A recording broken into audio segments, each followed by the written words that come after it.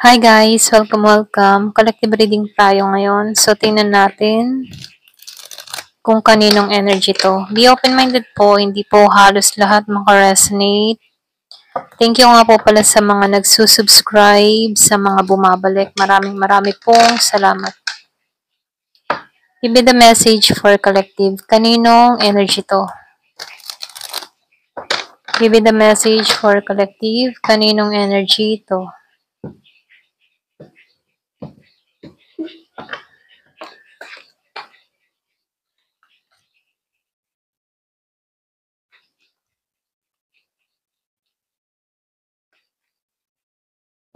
Meron ako nakikita dito na Virgo, Capricorn, Taurus. Meron ding Gemini, Aquarius, and Libra.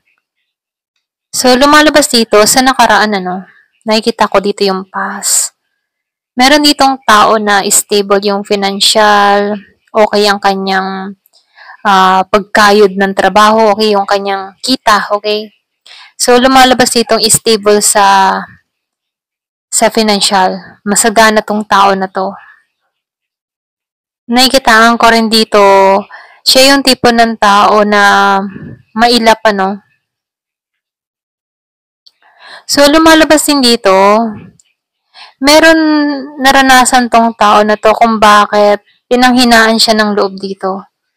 Yung bang tipo na, siya yung tipo ng tao na may trust issue, hindi basta-basta nagtitiwala, or pwede rin sabihin na meron siyang mga takot, okay? Pagdating sa kanyang ginagawa. I mean, yung bang tipo na wala siyang confident, okay, sa mga ginagawa o tinatrabaho niya. Meron siyang takot. Pero ganun pa man, kahit meron siyang takot, meron siyang katangian na kakaiba, okay? Na kung saan wala sa iba. Meron akong nakikita dito yung ba nagkaroon siya ng realization para alisan tong mga takot na nararamdaman niya sa nakaraan. Stable ang pamumuhay niya, okay siya, okay ang trabaho niya. Kaya lang meron siyang mga takot sa kanyang sarili na hindi niya kayang pakawalan, okay? Para bang meron siyang child trauma, or pwede rin sabihin meron siyang experience na hindi maganda. Pero ganun pa man, pagdating sa larangan ng pag-ibig or pagtitiwala sa iba, may trust issue siya.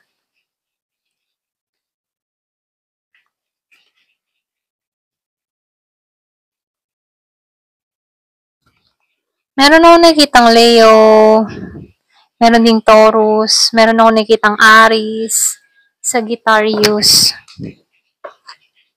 meron ding Gemini, Aquarius, and Libra.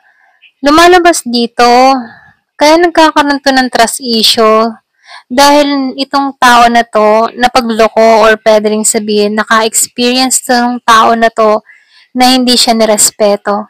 Kaya dito, meron ditong tao nag-focus na lang sa trabaho niya, doon siya nakatuon.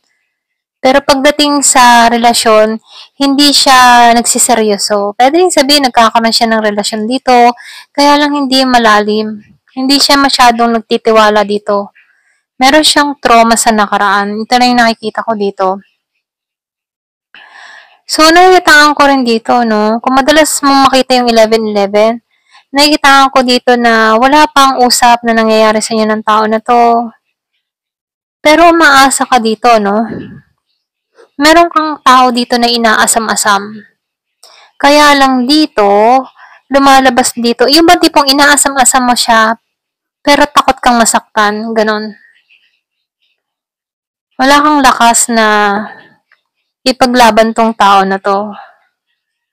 Pwede rin sabihin na meron kang karanasan bago dumating tong tao na to kung bakit meron kang trust issue dito, okay? So, lumalabas dito, before na dumating tong person mo rito or kadiling mo dito, meron kang matinding pinagdaanan or takot sa nakaraan, pwedeng kabataan, na kung saan na nadadala mo ngayon, sa sitwasyon ngayon. So, meron ako nakikitang humihiling dito, humihiling ng pagbabago. Pero ganun pa man, kung hinihiling mo yung pagbabago, nasa iyo dito yung susi sa pagbabago. Meron ako nakikita dito na, yung ba tipo na, wala pang pagkikita, meron kang inaasam na tao dito, wala pang pagkikita sa inyong dalawa. mababa yung ground, yung kumbaga, I mean hindi mo hinaharangan yung sarili mo dito sa tao na to. Kaya lang, nakikitaan ko dito na wala kang tiwala. Gusto ng damdamin mo, pero pag nandiyan na action, actual, nawawalan ka ng lakas. May takot, ganon. Meron akong nakikitang trauma. Meron kang pinagdaanan before.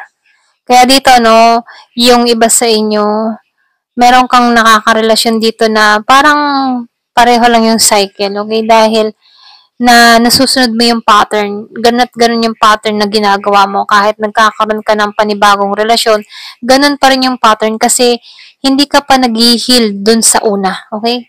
Kaya dito, nakikitaan ko dito na may takot ka. Takot kang maloko muli, takot kang mabitray muli, takot kang masaktan muli.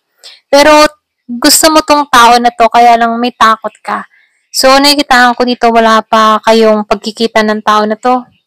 Pwedeng meron kang nakakausap na bago or pwedeng meron kang nakakausap na tao dito, kaya lang hindi mo siya pinagtutuunan ng pansin. So, nakikita ko dito, nagkakaroon ka ng maling panghusga sa taong ito, okay?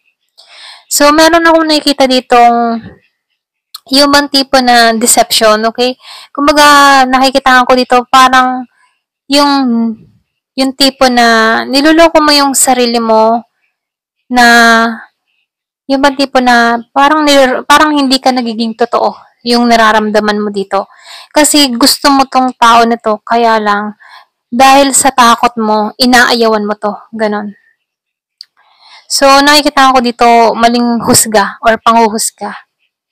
Kaya mahirap yung yung halimbawa, kabibreak lang, tapos pumasok agad sa ikalawang relasyon, panibagong relasyon. Okay, halimbawa, meron kang unang kasintahan, kabibreak nyo lang, tapos meron dumating sa'yo, tapos sinagot mo agad. Hindi ka patuloy naghihilom sa unang relasyon, meron ka lang sinagot agad dito.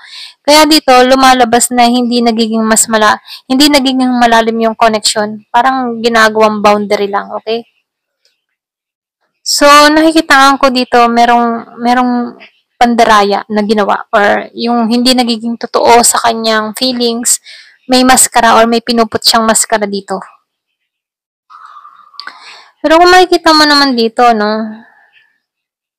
nakikita ko dito na ikaw yung tipo ng tao na matalas ka, matalino ka. Kaya lang dito, medyo takot ka. Pero umaasa ka ng panibago. Yung panibagong relasyon, okay ang lahat. Kaya lang may takot ka.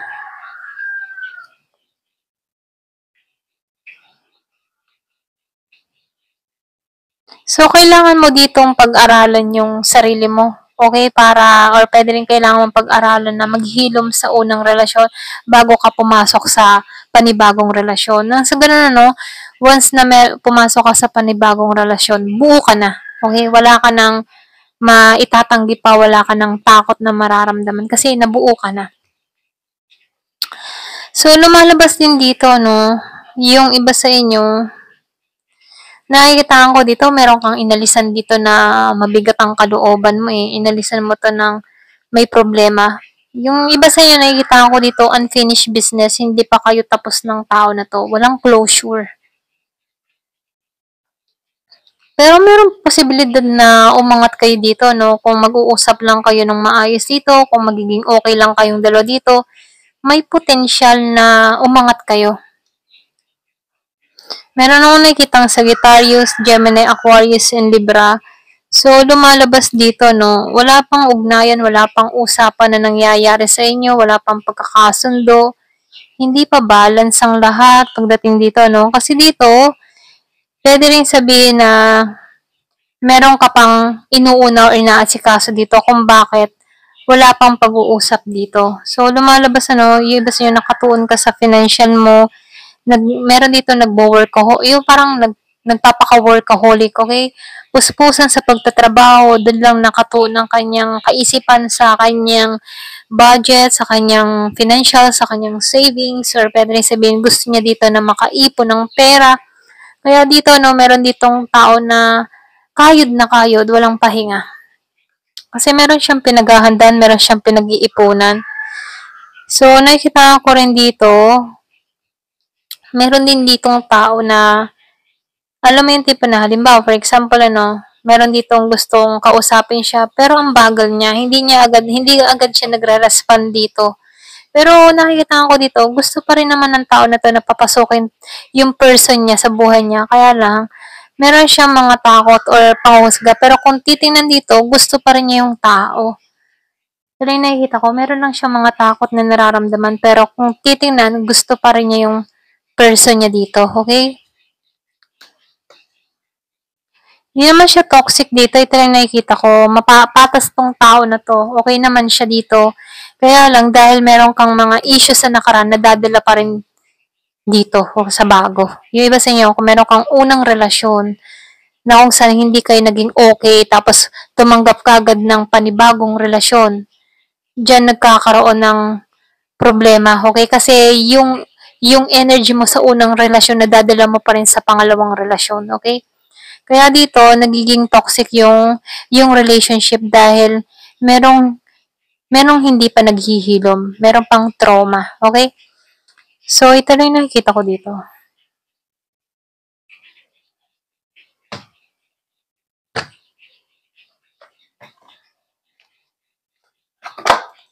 Para bang ginawa lang siyang panakit butas. Merong panakit butas na nangyayari dito. Hindi niya binigay ng buo yung 100% na sa connection na to. Ganon. Kumbaga, nakikitaan ko dito, merong boundary na nangyari. Para ba makalimot lang siya sa unang relasyon, tinanggap niya tong bago. Kaya lang, doon sa bago, hindi pa siya naging handa.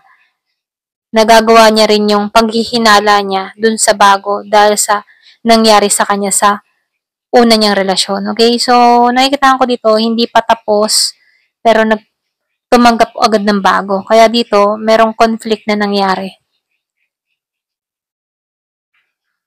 So, unexpected, hindi inaasahan, meron ako nakikitang sorpresa, merong bibisita.